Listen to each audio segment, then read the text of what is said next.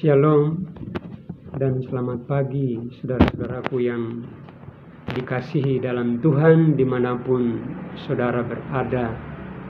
Doa saya bahwa kita semua dalam keadaan sehat di pagi hari ini. Saya juga mengajak kita untuk bersyukur kepada Tuhan di mana pagi hari ini kita dapat beribadah dalam rangka memperingati hari kenaikan Tuhan Yesus ke surga. Puji nama Tuhan, setelah kebangkitannya dari kematian, Dia memberi waktu untuk menemui para murid-muridnya selama 40 hari lamanya. Dia memperkenalkan dirinya bahwa Dia hidup, Dia bangkit, dan kemudian Dia menguatkan para murid-muridnya yang sedang dalam keputusasaan dan dalam hilang pengharapan. Dan kemudian Dia kembali ke surga. Saudara-saudaraku yang dikasihi dalam Tuhan, pagi hari ini saya ingin memberkati saudara dengan kebenaran firman Tuhan. Namun sebelumnya saya mengajak kita untuk berdoa bersama. Terpujilah namamu ya Tuhan, kekal selama-lamanya, Allah yang kami kenal di dalam pribadi Tuhan kami Yesus Kristus, Allah yang tidak pernah berubah, janji setiamu di dalam kehidupan kami. Kami bersyukur atas waktu dan kesempatan di pagi hari ini. Kami boleh membaca dan merenungkan kembali firman Tuhan, agar firman Tuhan terus menghibur kami, menolong kami, supaya kami semakin hari semakin terus berpegang kepada janji-janjimu yang Engkau firmankan bagi kehidupan kami. Mari Bapa berbicara dalam hikmat dan pengertian yang dapat kami mengerti pada pagi hari ini. Dalam nama Tuhan Yesus, firman yang hidup, kami sudah berdoa dan bersyukur. Haleluya. Amin. Puji Tuhan, saudara-saudara yang dikasihi dalam Tuhan, firman Tuhan di pagi hari ini saya ambil dalam Yohanes pasal yang ke-14. 3 ayat saja, ayat yang pertama sampai dengan ayat yang ketiga, di bawah judul Rumah Bapa. Demikian firman Tuhan, janganlah gelisah hatimu, percayalah kepada Allah, percayalah juga kepadaku.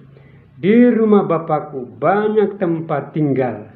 Jika tidak demikian, tentu aku mengatakannya kepadamu. Sebab aku pergi ke situ untuk menyediakan tempat bagimu.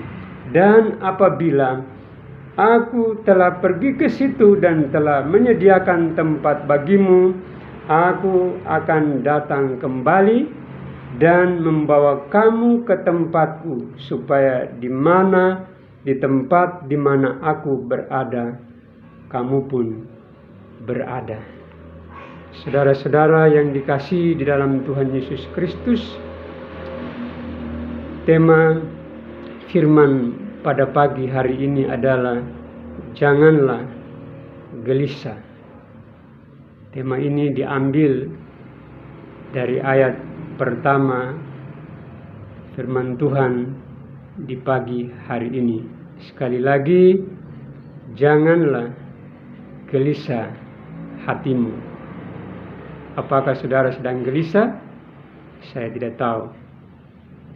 Tetapi tema ini akan menolong saudara-saudara di pagi hari ini.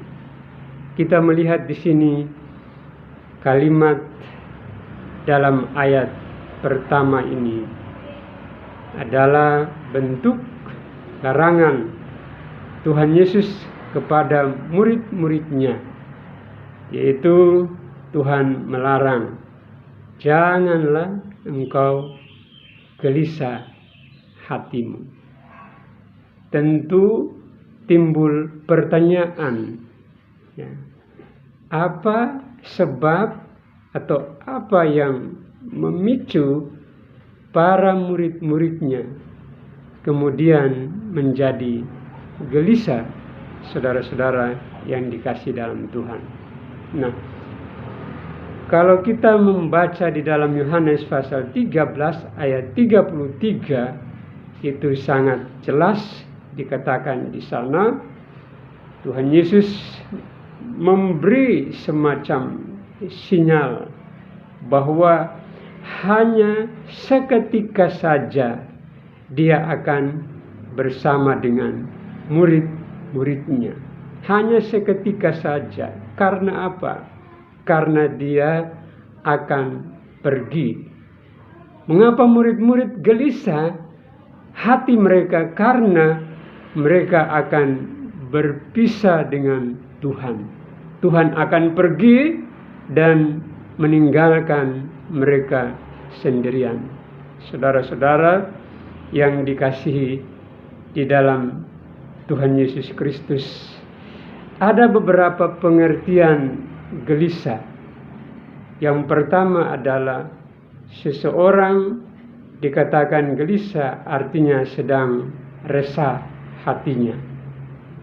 Yang kedua, seseorang dikatakan gelisah artinya seseorang sedang bingung atau sedang gamang hatinya.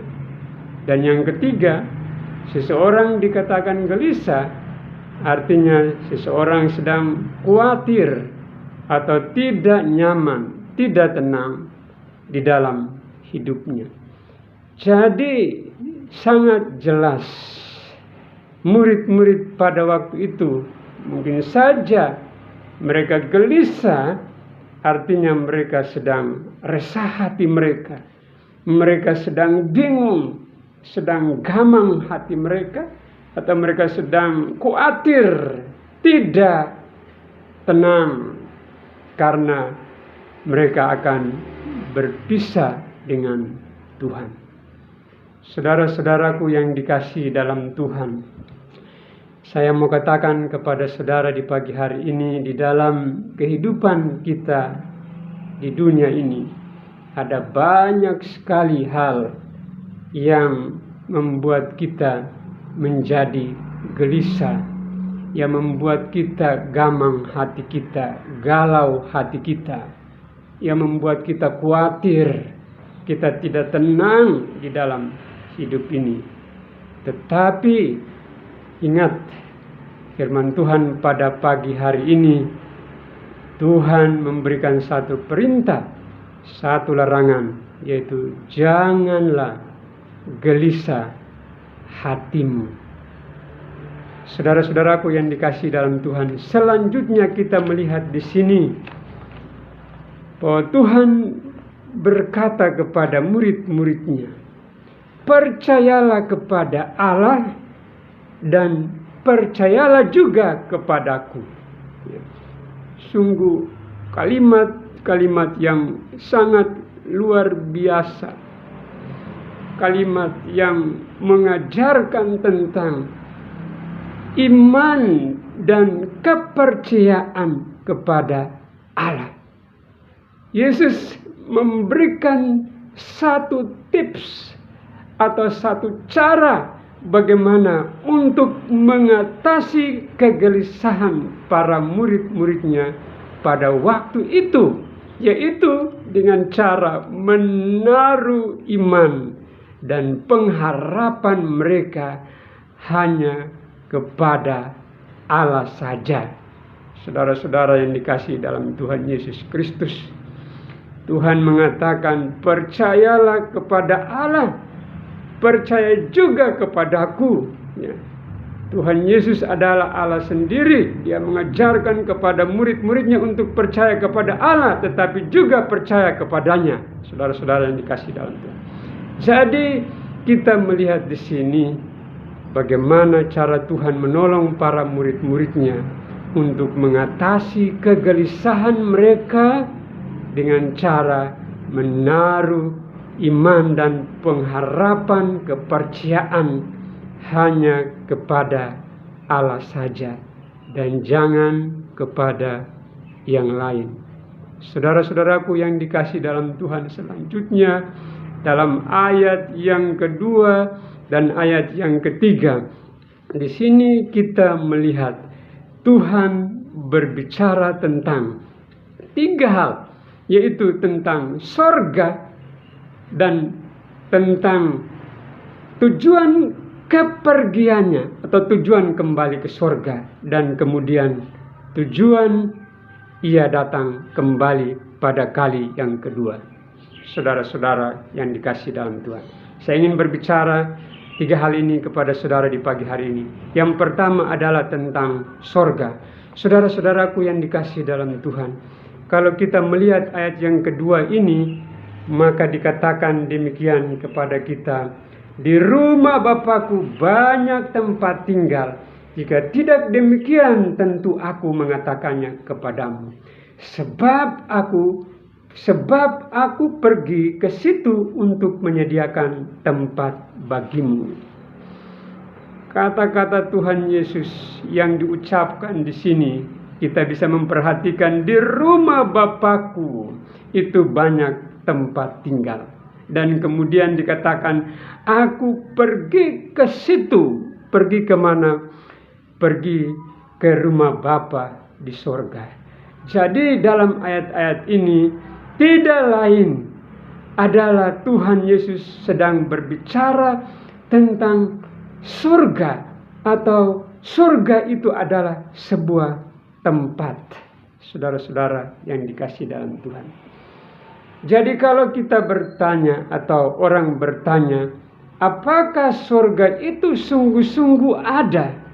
Atau surga itu benar-benar nyata? Sebagai iman Kristen, sebagai orang-orang yang percaya, kita harus mengatakan, ya, surga itu nyata. Surga itu ada. Surga itu adalah satu tempat yang disediakan oleh Tuhan. Surga itu bukan khayalan.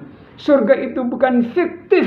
Surga itu bukan dongeng seperti berbagai pandangan-pandangan dunia di hari-hari ini yang menyesatkan bahwa surga itu hanya adalah suatu kondisi atau keadaan yang akan dialami oleh seseorang. Saudaraku yang dikasihi di dalam Tuhan Yesus, surga itu adalah rumah Bapa, kata Tuhan Yesus.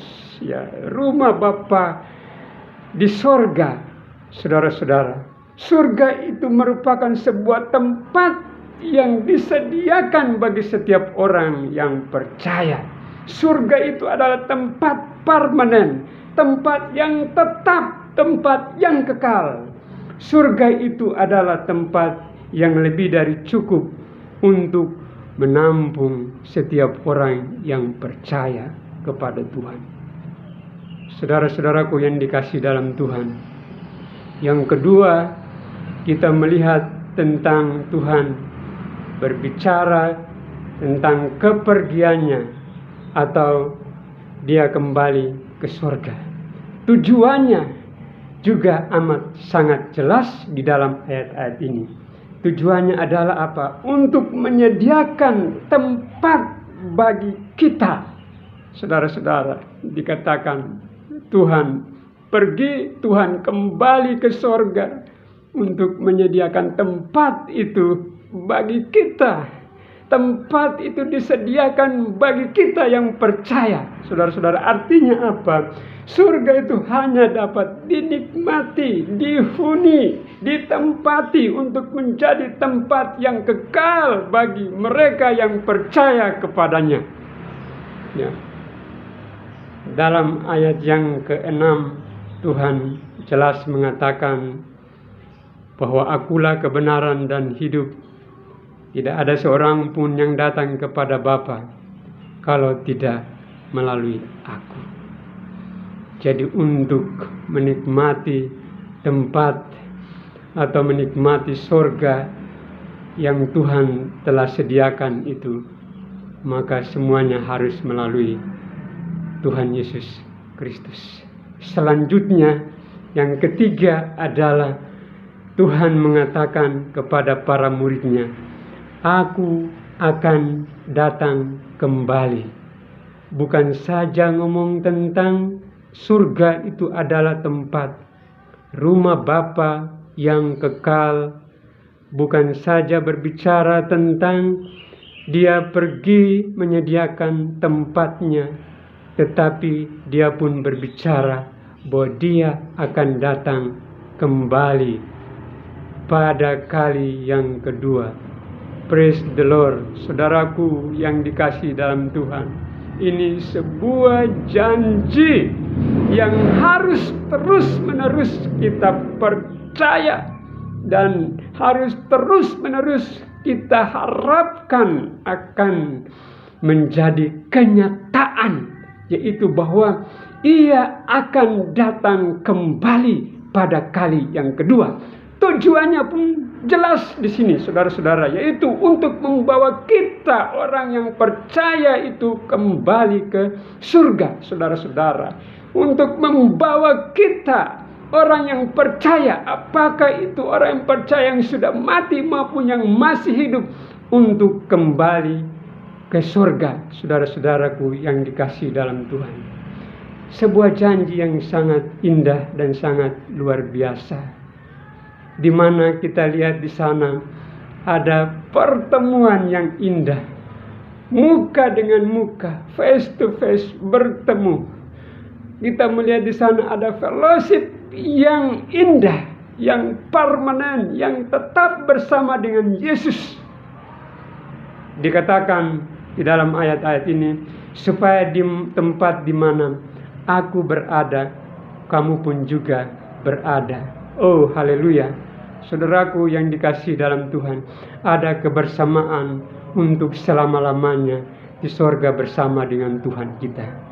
Baiklah, firman Tuhan ini menjadi satu penghiburan dan satu pengharapan bagi kita, bahwa di dunia ini banyak hal yang membuat kita gelisah, banyak hal yang membuat kita tawar hati, banyak hal yang membuat kita tidak nyaman, kita khawatir, banyak hal yang membuat kita merasa kecewa dan sebagainya. Tetapi ada satu janji Tuhan, janji yaitu suatu tempat yang kekal, rumah Bapa atau sorga itu sendiri, itu akan menghapus segala kegelisahan dan ketakutan kita. Saudara-saudaraku yang dikasihi dalam Tuhan, Rasul Paulus dengan penuh keyakinan dan pengharapannya yang besar, dia berkata di dalam 2 Korintus pasal yang kelima, dia mengatakan demikian. 2 Korintus pasal yang kelima ayat yang pertama, karena kami tahu bahwa jika kemah tempat kediaman kita di bumi ini dibongkar, Allah telah menyediakan suatu tempat kediaman di sorga bagi kita, suatu tempat kediaman yang kekal, yang tidak dibuat oleh tangan manusia. Saudara-saudaraku, puji Tuhan, pengharapan yang besar bahwa tempat kediaman kita di bumi ini akan hancur, tetapi ada tempat kediaman yang kekal, yang tidak dibuat oleh tangan manusia, tetapi dibuat oleh tangan sendiri, yaitu sorga yang baka, yang menjadi tempat kita bersama dengan Tuhan. Kiranya kita semua tetap berpengharapan dan tetap setia kepada Tuhan. Kita berdoa, bersyukur kepada Tuhan atas firman Tuhan pada pagi hari ini. Kiranya Tuhan terus menghibur dan menguatkan jemaat-Mu, umat-Mu, supaya kami tetap setia kepada Tuhan dan terus berpengharapan di dalam Engkau. Di dalam nama Yesus kami berdoa dan bersyukur. Haleluya. Amin. Saya mengucapkan selamat memperingati hari kenaikan Tuhan Yesus Kristus. Tuhan memberkati. Amin.